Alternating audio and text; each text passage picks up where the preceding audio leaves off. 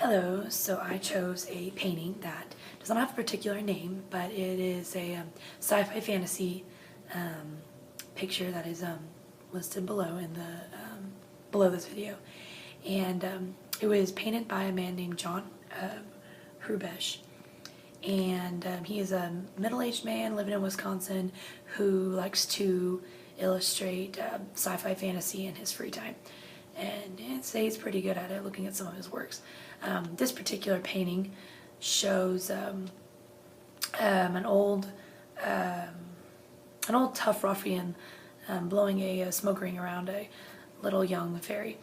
And this painting could have, not knowing really who John Hrubesch is and his whole life story and possibly where he's his beliefs, his values, leaves this interpretation open-mindedly.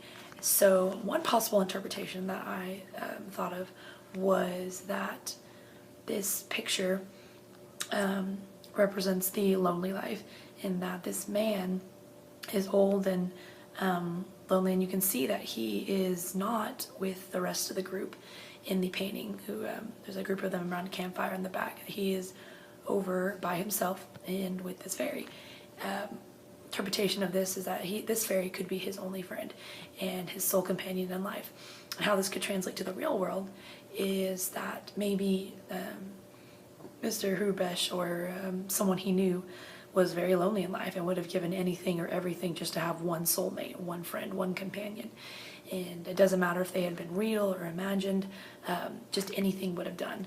And so this picture could just represent, you know, a nice little relationship between a man and his soul companion, which in this case would have been a fairy.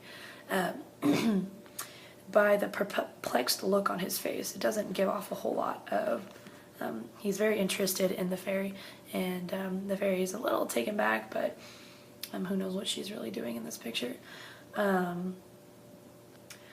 The second interpretation that I kind of thought of was also surrounded by friendship, but it could also represent a very unlikely pairing, opposites attract, between two people. And that could be, you have a very young mythical fairy interacting with an old tough ruffian.